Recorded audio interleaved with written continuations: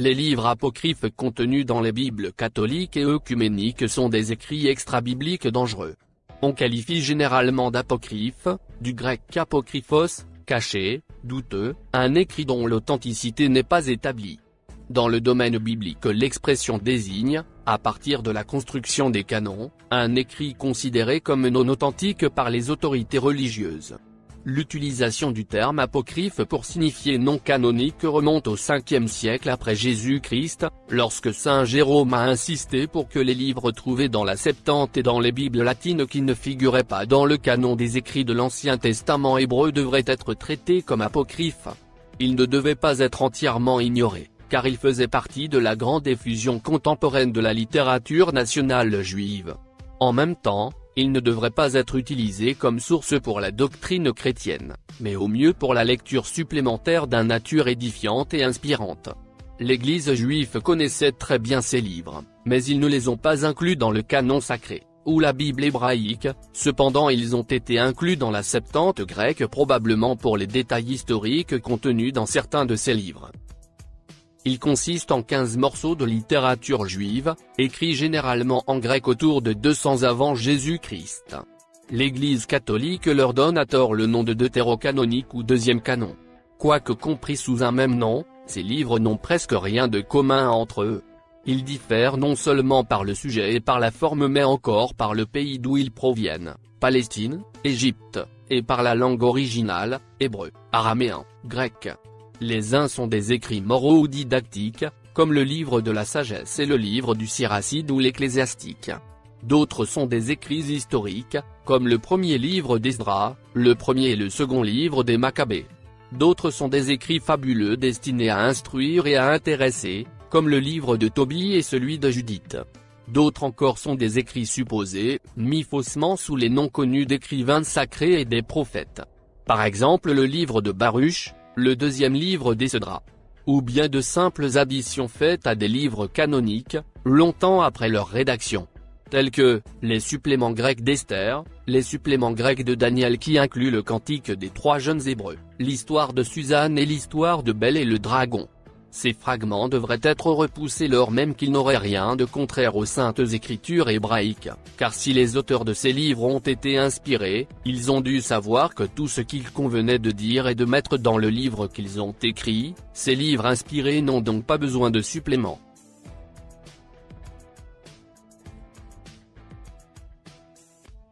Au début du IIe siècle, les premières traductions latines de la Bible ont été faites à partir de la Septante, qui comprenait les apocryphes. Il y avait un conflit entre les grands-pères de l'Église, Augustin et Jérôme, concernant la valeur des apocryphes.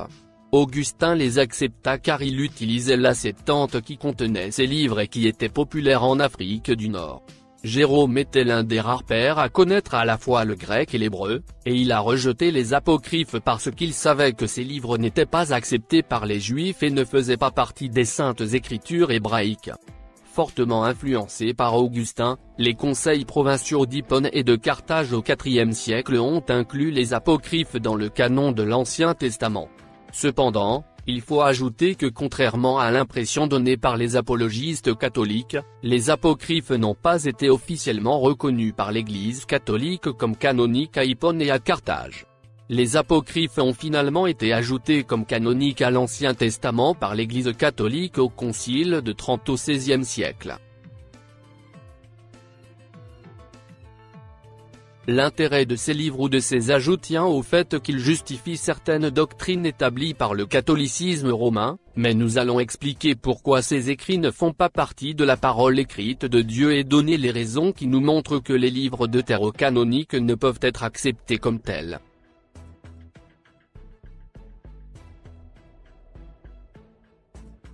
Les Juifs n'ont jamais considéré ces œuvres comme d'inspiration divine.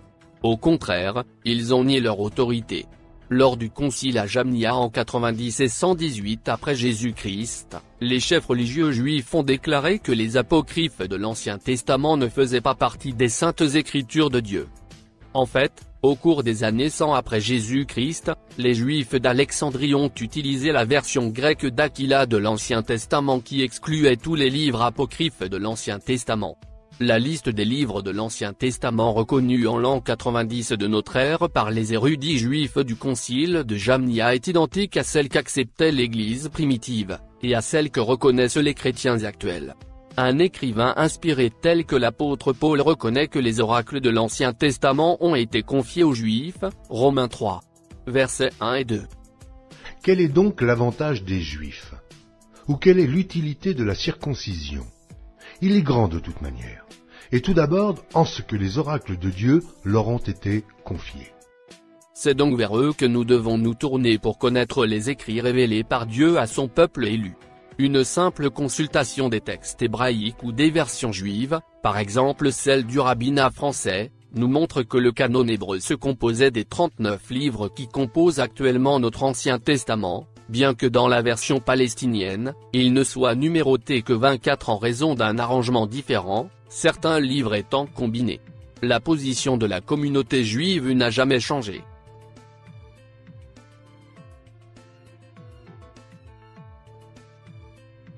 Bien que le Nouveau Testament cite directement ou fasse allusion à presque tous les livres de l'Ancien Testament en tant qu'écriture, il ne cite jamais les apocryphes comme étant la parole de Dieu. Le Nouveau Testament contient environ 260 citations directes, et 370 allusions aux livres inspirés de l'Ancien Testament. Lorsque Jésus ou les apôtres citaient ou évoquaient les livres de l'Ancien Testament, il est clair qu'ils les considéraient comme inspirés et canoniques. Par exemple, dans Jean 10, versets 34 et 35, le Seigneur Jésus cite le psaume 82, verset 6. Il ajoute aussitôt que l'écriture ne peut pas être anéantie. Les citations des livres acceptés sont généralement introduites par la phrase « il est écrit » ou le passage est cité pour prouver un point. Mais jamais les écrivains du Nouveau Testament ne citent les apocryphes de cette manière. Quand l'apôtre Paul dit « il est écrit », en faisant référence à l'Ancien Testament, c'est qu'il fonde son enseignement sur une assise solide. Ainsi le Nouveau Testament témoigne de l'autorité divine de l'Ancien Testament. De manière significative, il n'y a pas de telle citation aux apocryphes qui implique l'inspiration divine de ces livres. Nous devons ajouter que les auteurs du Nouveau Testament citent parfois des écrits qui ne font pas partie des Saintes Écritures. Par exemple, l'apôtre Paul cite des poètes et écrivains païens, 1 Corinthiens 15, verset 33 et Actes 17, verset 28. Manifestement, un auteur biblique peut citer un extrait d'un livre, parce qu'il considère cet extrait comme vrai, sans que cela implique l'inspiration divine de tout ce livre. Personne ne soutiendrait que les poètes grecs cités par Paul sont des auteurs inspirés, il en est de même pour toutes les références faites aux livres apocryphes par des chrétiens. Dans un sermon, le prédicateur peut citer Shakespeare ou Socrate ou qui que ce soit d'autre, tant que la déclaration particulière correspond à son objectif, et pourtant il n'implique pas que tout ce que Shakespeare et Socrate ont écrit est la vérité de l'Évangile. Il est évident que ni Jésus-Christ, ni ses apôtres n'ont jamais utilisé ces livres comme faisant autorité sur la foi.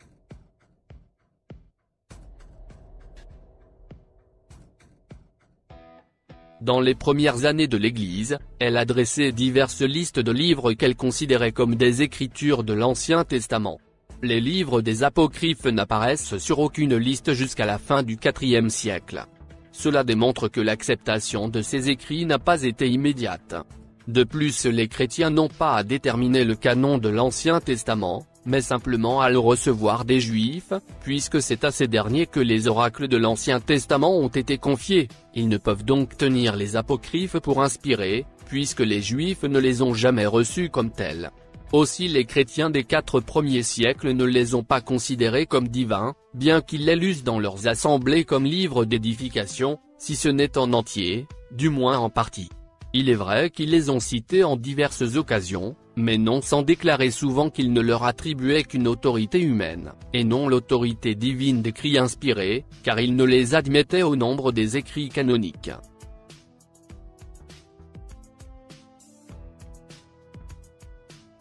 Les livres des apocryphes ont été écrits pendant les 400 années silencieuses entre le livre de Malachie et l'annonce de la naissance de Jean-Baptiste. Les sources juives et du Nouveau Testament conviennent toutes deux qu'aucune déclaration prophétique d'inspiration divine s'est produite pendant cette période. Pendant ces années, Dieu ne donnait aucune parole faisant autorité à son peuple. Malachie, le dernier prophète de l'Ancien Testament nous renvoie directement à Jean-Baptiste pour la suite de la révélation. Ce qui est d'ailleurs confirmé par certains livres apocryphes eux-mêmes, 1 Maccabées 9, verset 27. En fait, le livre des Maccabées déclare qu'à cette époque le Seigneur ne parlait pas par la bouche de ses prophètes, il n'y avait pas de prophète en Israël à cette époque. Puisque le Nouveau Testament se réfère fréquemment aux Écritures comme la loi et les prophètes, comment un écrit qui déclare spécifiquement qu'il n'y avait pas de prophète au moment où il a été écrit peut-il être appelé Écriture sainte ?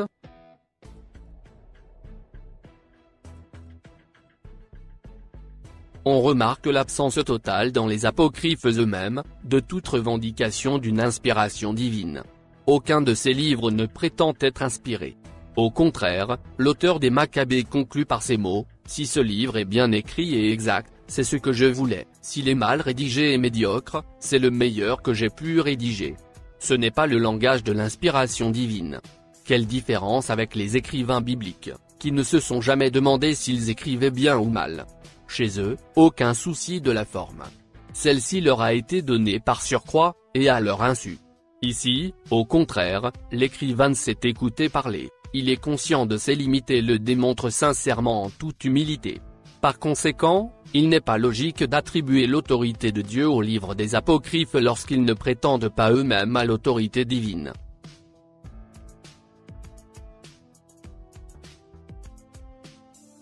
L'historien juif, Joseph, déclare que les Juifs ne considéraient que 22 livres d'origine divine, l'équivalent de 39 livres dans l'Ancien Testament protestant, puisque certains d'entre eux étaient comptés comme un seul livre. Joseph indique que les prophètes qui ont suivi Moïse ont écrit depuis la mort de Moïse jusqu'au règne d'Artaxerxès, roi de Perse. Artaxerxès a régné de 465 avant Jésus-Christ 424.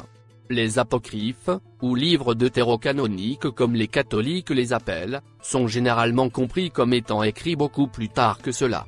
Ainsi Joseph n'a pas considéré les écrits d'après Artaxerxès d'une autorité similaire à ce qui était antérieur. Joseph réduit à 22 le nombre des livres tenus par les Juifs comme divins, et repousse les autres livres, écrits depuis Artaxerxès, comme n'ayant qu'une autorité humaine. Or, aucun des livres tenus comme apocryphes ne faisait partie des 22 mentionnés comme divins par Joseph, d'où il suit qu'ils ne peuvent tomber que dans la catégorie de ces ouvrages auxquels les Juifs n'ajoutaient pas la même foi, parce qu'ils n'avaient été écrits par des hommes inspirés. De toute évidence, Joseph fait la distinction entre les livres écrits avant et après Artaxerxès. Cela élimine la plupart des apocryphes, en particulier les Maccabées.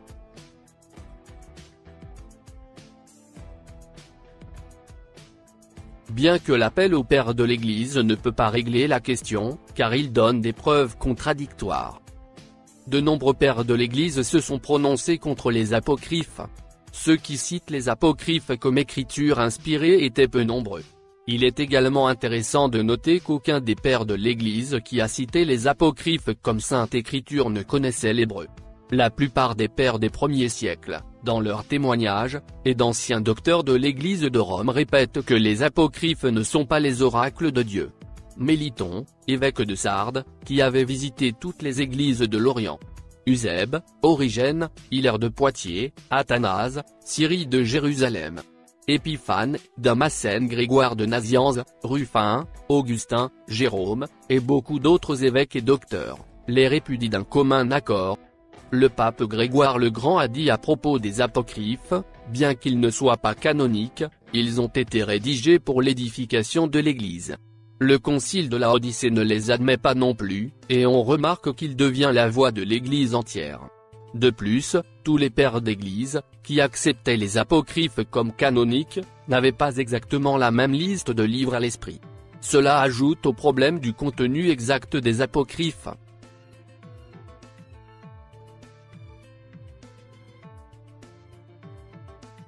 Jérôme de Stridon, le traducteur de la Vulgate latine, a rejeté les apocryphes en tant que sainte écriture dans les termes les plus forts. Saint Jérôme faisait la distinction entre les livres canoniques et les livres ecclésiastiques.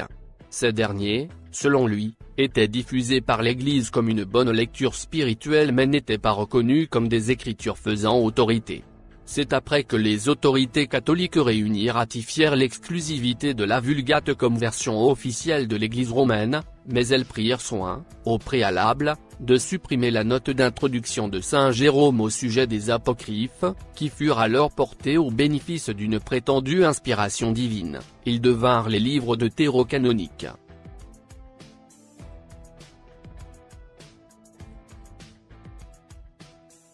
Il faut attendre l'an 1546, donc environ 1700 ans après leur rédaction, pour que ces livres soient reconnus comme inspirés. L'Église de Rome entendait, d'une part, opposer aux réformateurs une Bible plus complète contenant des livres supplémentaires et, d'autre part, tirer des apocryphes le fondement scripturaire nécessaire à certaines doctrines tendancieuses qu'elle ne pouvait justifier par les 66 livres inspirés. Malgré cela, de nombreux érudits catholiques romains, à travers la réforme protestante, ont continué à rejeter les apocryphes comme écriture inspirée. La pratique de l'Église jusqu'à l'époque de la Réforme était de suivre le jugement de Jérôme qui a rejeté les apocryphes de l'Ancien Testament au motif que ces livres ne faisaient jamais partie du canon juif. Celles-ci pouvaient être lues dans les églises à des fins d'édification mais n'ont jamais été considérées comme faisant autorité pour établir la doctrine. Les protestants n'ont rien fait de nouveau lorsqu'ils ont rejeté les apocryphes en tant qu'écriture faisant autorité. C'est l'Église romaine qui a rejeté cette tradition et canonisé les livres apocryphes. En outre, la décision du Concile de Trente pose de nombreux problèmes. Plutôt que d'accepter les 14 ou 15 livres entiers de la Septante comme écriture sainte, l'Église catholique romaine a rejeté le 3e Esdras, le 4e Esdras, la prière de Manassé, Psaume 151, le 3e et 4e livre des Maccabées. Cela nous montre en quelque sorte l'hypocrisie de l'Église catholique, puisqu'elle n'accepte pas la totalité de ces livres comme canoniques.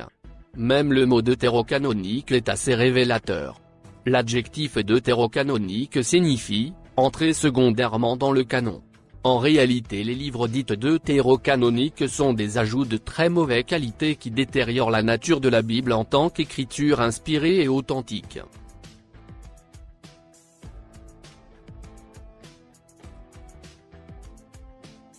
Les livres apocryphes contiennent des doctrines qui sont opposées à celles des livres inspirés. Le mensonge est justifié dans le livre de Tobie. Nous trouvons dans ce livre un personnage qui, vers la fin de l'histoire se présente comme étant l'ange Raphaël, mais qui au commencement, tient un tout autre langage, et se donne pour un juif de la tribu de Nephtali. Cet ange ne semble guère être un ange de lumière, mais bien plutôt un fils de celui que notre Seigneur appelait menteur et père du mensonge. Ce soi-disant ange de Dieu ment encore quand il dit « L'aumône délivre de la mort, et c'est elle qui lave les péchés et fait trouver la miséricorde et la vie éternelle. » Car si cette doctrine était vraie, il serait vrai aussi qu'il y a deux moyens de se sauver, l'un par les aumônes, l'autre par le sang de Jésus-Christ, ce qui est contraire à tout l'enseignement des Saintes Écritures. Le livre de l'Ecclésiastique comme celui de Tobie enseigne que les aumônes expient le péché.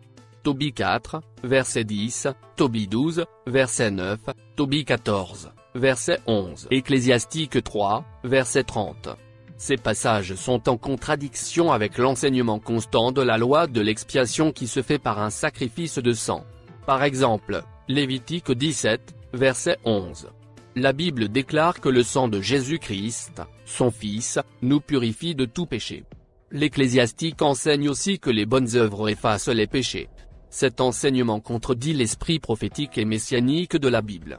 La parole de Dieu déclare que nous sommes sauvés par la grâce et non par nos bonnes œuvres.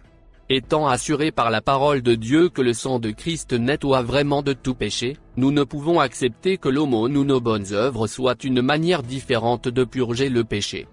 En fait, la Bible dit clairement que sans effusion de sang, il n'y a pas de rémission, Hébreux 9, verset 22. Le livre de Tobie et l'Ecclésiastique proposent une autre manière de purger le péché en dehors de l'effusion de sang. Ces livres sont donc corrompus. Les livres des Maccabées enseignent de prier pour les morts, pour le salut de leur âme, 2 Maccabées 12, versets 43 à 45. L'enseignement catholique officiel s'appuie sur ce mensonge de 2 Maccabées pour justifier la communion avec les défunts. La communion avec les morts est une pratique païenne que la Bible condamne. La Bible enseigne que ce n'est que par Jésus-Christ, notre Seigneur et Sauveur, que nos âmes peuvent être sauvées, aucune quantité de prière d'un autre ne peut nous sauver après notre mort, nous devons invoquer le Seigneur pour notre prochain et pour nous-mêmes, avant de mourir. Le suicide est loué et raconté avec des détails fabuleux dans les passages de 2 Maccabées 14. Versets 37 à 46, ce qui n'est pas conforme avec l'esprit prophétique des écrivains inspirés de la Bible. Même si le guerrier Razi se donne la mort pour échapper à de mauvais traitements, cela ne justifie en rien son suicide. Dans ce passage, Razi est carrément célébré comme un héros. Cette attitude est encore purement humaine. L'histoire de Razi a souvent exercé sur les chrétiens une mauvaise influence. Dans les temps de persécution, principalement, elle a poussé plusieurs fanatiques au suicide.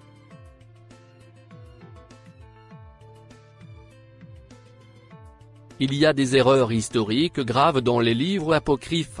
Certains livres apocryphes contiennent de nombreuses contradictions historiques démontrables. Nous pouvons citer plusieurs exemples. Les livres apocryphes de Maccabée se contredisent entre eux. Le même roi Antiochus meurt de 3 manières différentes. Il mourut de chagrin à cause des défaites de son armée, 1 Maccabée 6, versets 1 à 16. Le récit de 2 Maccabées rapporte qu'Antiochus a été coupé en morceaux dans le temple de Nanéa par la trahison des prêtres du Nanéon, tandis qu'une autre version du même livre déclare qu'Antiochus a été frappé par Dieu d'une plaie incurable et ainsi il mourut à cause des souffrances loin de son pays, en pleine montagne. C'est une contradiction évidente. Ceux qui croient en une écriture infaillible ne peuvent accepter les apocryphes comme la parole de Dieu. L'âge de Tobie quand il est mort est une contradiction. Tobie était censé être vivant lorsque Jéroboam a organisé sa révolte en 931 avant Jésus-Christ, Tobie 1, versets 3 à 5.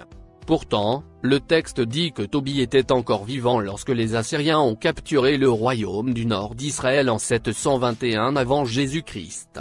Cela signifie qu'il a vécu plus de 200 ans environ. Cependant, le livre de Tobie dit qu'il n'a vécu que 112 ans. Erreur dans le livre de Judith. Un autre exemple peut être trouvé dans le verset d'ouverture du livre de Judith. Il y a 2 erreurs historiques dans ce verset. Nabuchodonosor était le chef des Babyloniens, non des Assyriens, et il a régné depuis Babylone, pas Ninive. Le livre de Judith fourmille aussi de difficultés chronologiques, géographiques et historiques. Le livre de Baruch est un assemblage mal lié de 2 écrits très distincts. D'abord, des prophéties mises sous le nom de Baruch, secrétaire de Jérémie est précédé d'une historique, puis une prétendue lettre de Jérémie aux captifs de Babylone. Ces 2 parties sont écrites assez tard. Le livre de Baruch est pour sans importance. Il est plein d'inexactitudes et de contradictions. Ainsi, l'auteur représente Baruch à Babylone, tandis que, d'après les écrits canoniques, Baruch s'est rendu avec Jérémie en Égypte. Il prétend que son livre fut lu à Jérusalem devant le roi Jéonia, mais à cette époque ce roi était prisonnier hors de son pays. Il ne revint qu'au temps d'Évil-Mérodach. S'il est possible pour les spécialistes de la Bible, en utilisant les connaissances archéologiques les plus récentes, de défendre l'exactitude historique des livres de la Bible, il n'est pas possible d'argumenter pour l'exactitude historique des livres des apocryphes. Beaucoup d'entre eux présentent des erreurs démontrables qui ne peuvent être corrigées. L'enseignement des apocryphes n'ajoute rien de nouveau à la foi que Dieu a révélée à l'humanité. Il n'y a rien dans ces livres qui ajoute à notre connaissance du caractère de Dieu ou de son plan. Au mieux, ils répètent ou contredisent simplement ce qui est déjà révélé dans l'Ancien Testament. Par conséquent, ils ne contiennent aucune autre révélation. Les fausses doctrines et les contradictions contenues dans les apocryphes prouvent à l'évidence que ces livres ne peuvent être le langage de l'esprit de vérité, de sagesse et de sainteté, savoir, la parole même de Dieu. Ce sont des livres humains, qui ne peuvent confirmer aucun article de foi, et qu'il faut éprouver à la pierre de touche des enseignements canoniques. Il eût été bon que l'Église catholique romaine ne les eusse ajoutés à la Bible. Les livres dits deutérocanoniques sont des mines dangereuses enfouies dans la Bible. Pour les lecteurs catholiques sincères qui ignorent que ces écrits n'ont pas été inspirés par le Saint-Esprit, les conséquences peuvent être navrantes.